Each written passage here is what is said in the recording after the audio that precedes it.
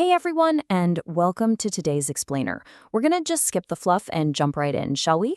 Between my colleague and me, we've spent over 30 years in the trenches of leadership and behavioral psychology. And today, we're not doing an academic lecture. Instead, we're having a totally BS-free conversation about literally the single biggest hidden roadblock holding you back in your career, your relationships, and, well, your life. Let's kick things off by challenging an assumption. I want you to ask yourself right now, who is the most dangerous person in your life? Actually take a second to think about your gut reaction. Is it a micromanaging boss? Maybe a fierce competitor at work? Or someone who just plain doesn't like you? Look, it's completely natural for us to point fingers outward whenever we hit friction. But here is the stark reality. The most dangerous person? It's the version of you that doesn't know yourself. Now, I'm not saying this to sound harsh. It's just a firm, honest truth that we all have to face. Our own lack of self-awareness causes way more damage to our goals than any external enemy ever could. Let me show you exactly what this looks like in the real world.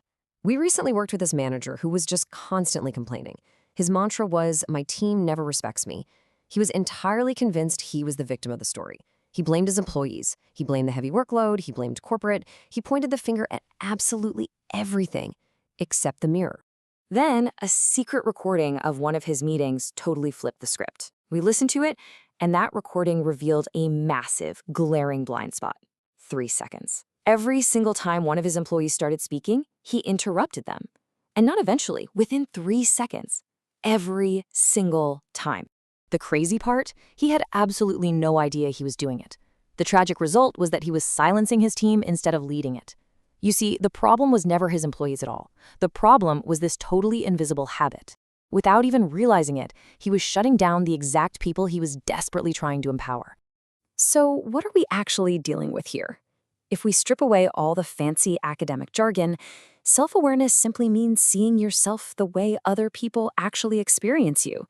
Not the way you imagine yourself in your head. It's basically your ability to measure the gap between your intent and your actual impact in the room. And man, that brings us to a really uncomfortable truth. You just cannot improve what you refuse to notice. If you don't recognize that gap between your imagination and reality, you're going to stay stuck.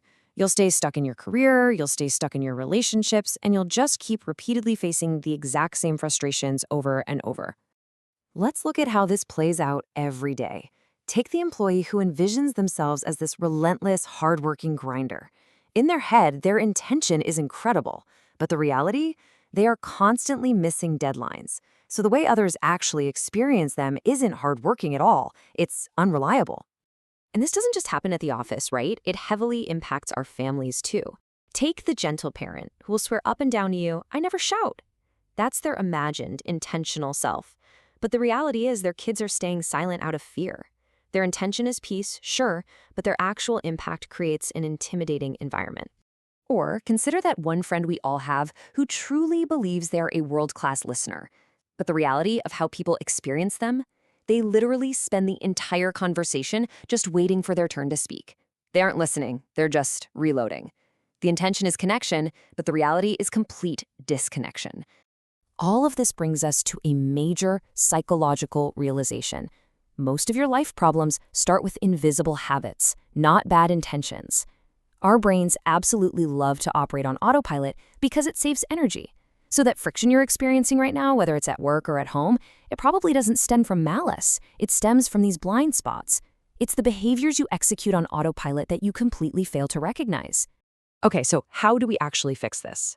Here is today's high-stakes, life-altering challenge for you. Tonight, I want you to find just one person you truly trust, and I want you to ask them this exact question. What's one thing I do that I probably don't notice about myself? Just ask that one single question. But hold on, because there are strict behavioral constraints for this exercise if you want it to actually work. Step 1, do not defend yourself. Step 2, don't explain. Step 3, just listen. Psychologically, I guarantee your ego's urge to justify your behavior is going to be overwhelming. You have to resist it. The second you defend yourself, you shut down the feedback loop, and you completely miss the lesson.